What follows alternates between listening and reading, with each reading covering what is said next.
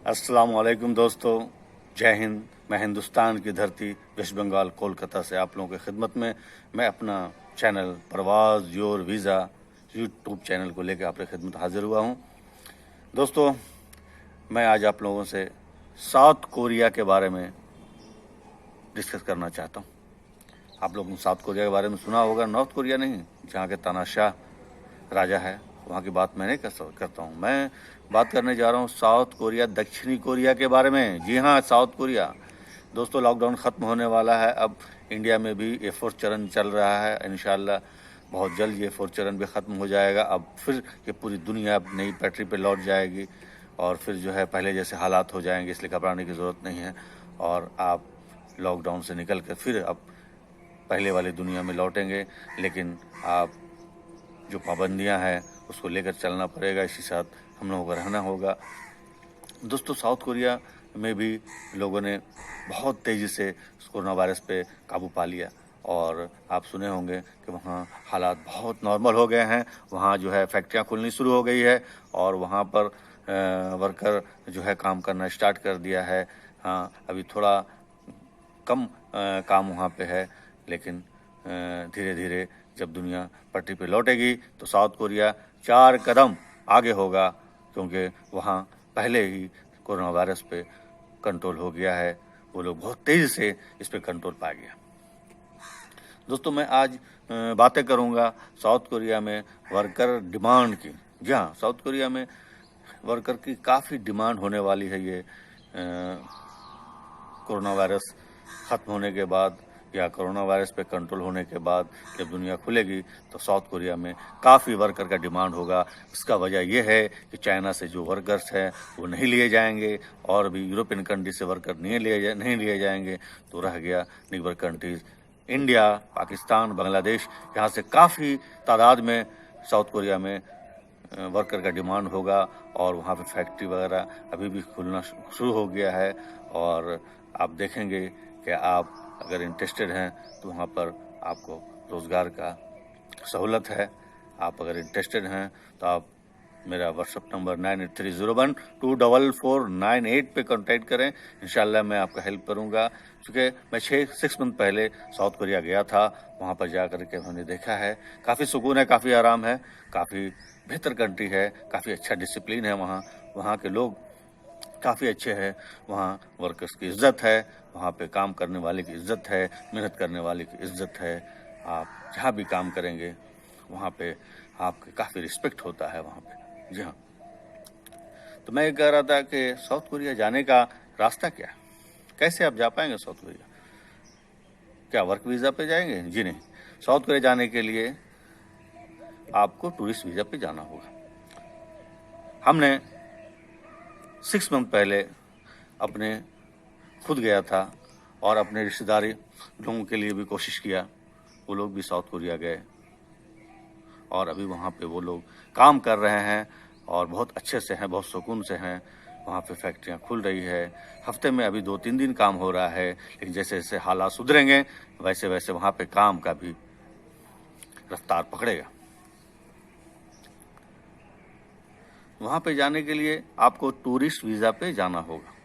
Tourist visa 3 महीने के लिए मिलता है। 3 महीने में आप किसी भी वक्त आप साउथ कोरिया जाइए। वहाँ जाने के बाद एयरपोर्ट से जैसे आप एंट्री करते हैं, वहाँ जाते हैं, एंट्री करते हैं साउथ कोरिया में, तो वहाँ से 3 महीना तक आपका वैलिडिटी होता है आपका वीज़ा का। आप उस 3 महीने में वहाँ पे जा करके आप समझिए, देखिए, लोगों को परखिए और मौका मिले तो आप वहाँ पर काम भी डेली बेस पे टेस्टिंग के लिए कर सकते हैं।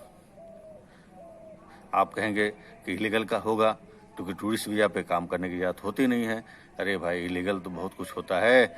आपने कभी ट्रेन में without reservation ticket, waiting ticket लेकर के रिजर्वेशन में उठे होंगे? ज़रूर उठे होंगे।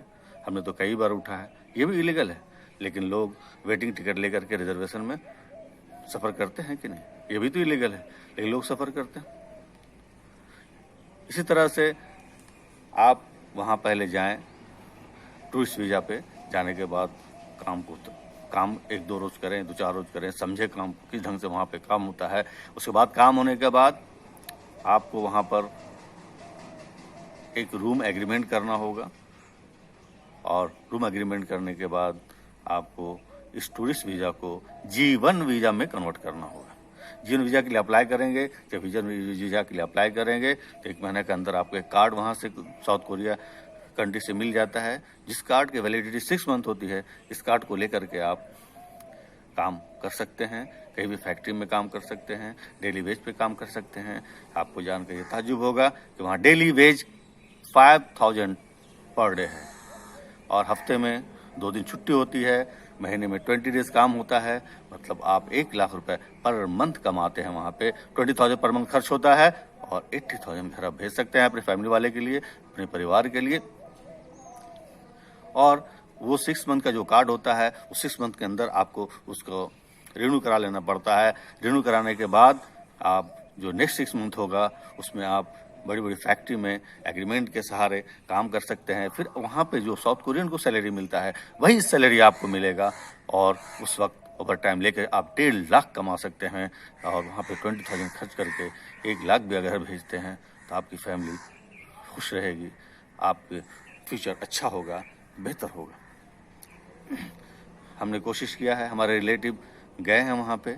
अभी तो पूरे वर्ल्ड में लॉकडाउन चल रहा था तो अभी तो लोग नहीं जा रहे हैं, लेकिन हमको लगता है कि वक्त अब आने वाला है जब हम लोग जुलाई से लोग जाएंगे वहाँ पे और काफ़ी डिमांड होगा और वहाँ पे आप काम कर सकते हैं।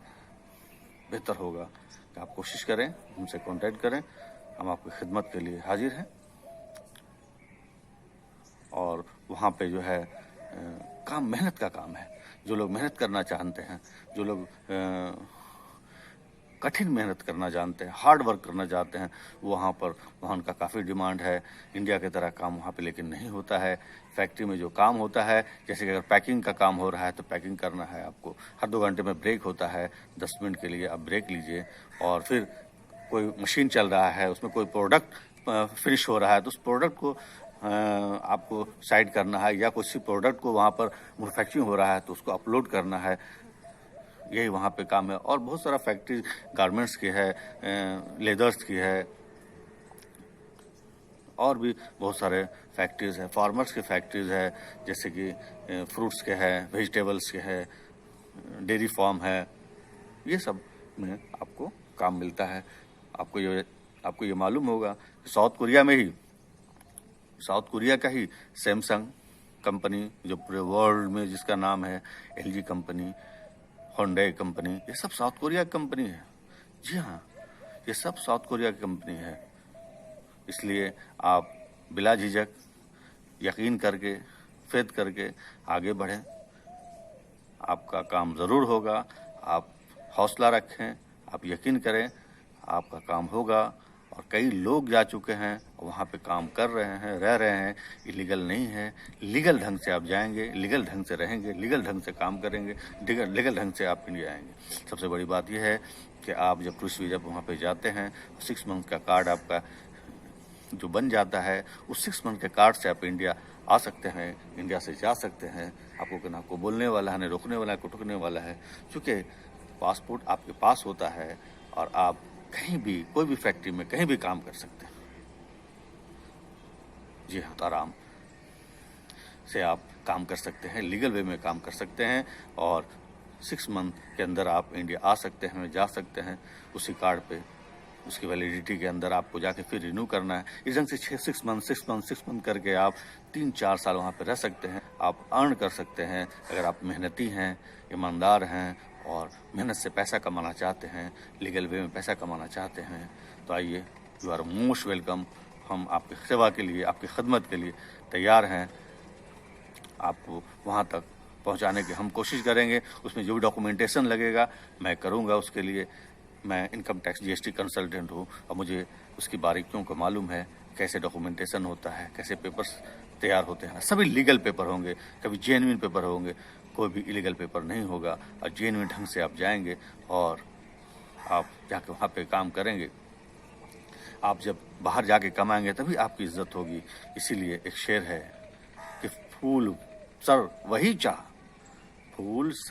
चढ़ा जो चमन से निकल गया, और इज्जत उसे मिली जो वतन से निकल गया। ये शेर कह के अपनी बातों को ख़त्म करता हूँ। अभी वक्त है गुजर जाओ रोशनी रहते, अभी वक्त है गुजर जाओ रोशनी रहते, चिराग बन के सरे राह चल रहा हूं मैं। चलिए, अल्लाह हाफिज।